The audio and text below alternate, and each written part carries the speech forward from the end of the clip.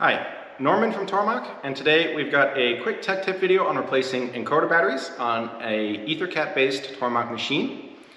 Each of the axes and the ATC, if equipped, will have a servo motor and drive that use an absolute encoder with a battery backup that allow the machine to know the position of each axis even after the machine has been e-stopped or powered off, meaning you don't have to re-reference the machine to limit switches or to a hard stop.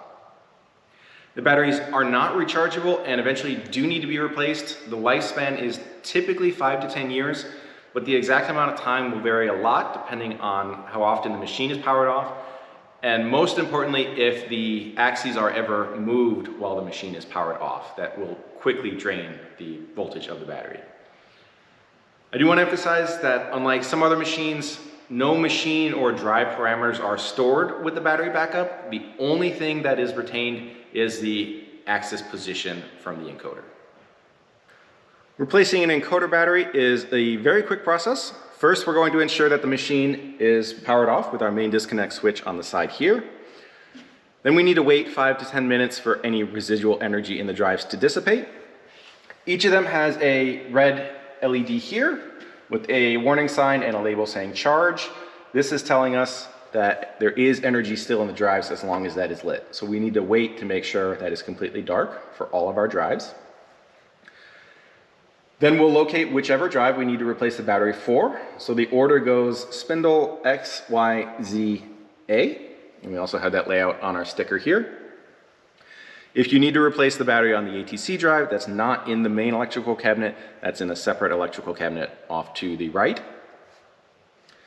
So for whichever drive we need to replace the battery for, we're going to locate this enclosure on the bottom of the drive. This is what our battery is in. So we can disconnect our 2-pin connector here. Then there are 2 tabs on either side of this enclosure. We're going to push those in and pull it forward out of the drive. There we go. Then we have a small little cap on it that's just snapped in place. We remove that, then we can pull the old battery out, put the new one in, make sure our cable goes in the slot here so it's not getting pinched. Snap our cap back on, and then put the enclosure back in the drive.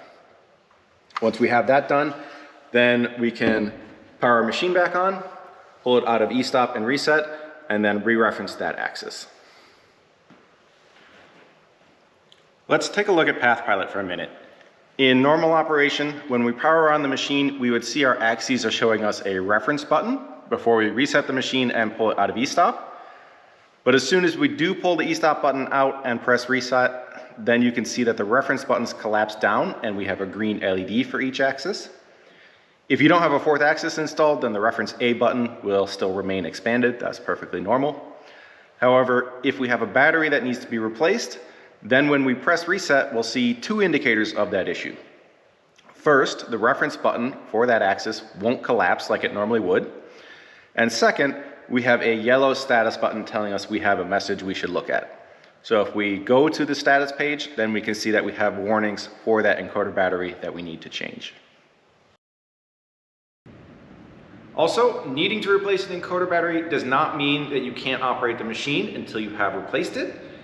If needed, we have the hard stop homing procedure still there as a backup that will move to the end of travel, touch the bumper on the end of the ball screw and sense the spike in torque, then back off to the index pulse of the encoder.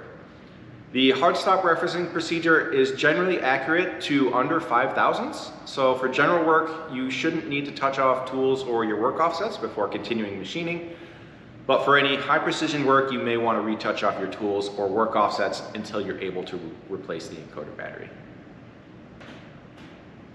If you have any questions, feel free to reach out to the Tormach Tech Support team via phone at 608-849-8381, option 1, or by opening a tech support ticket, and we'd be glad to help.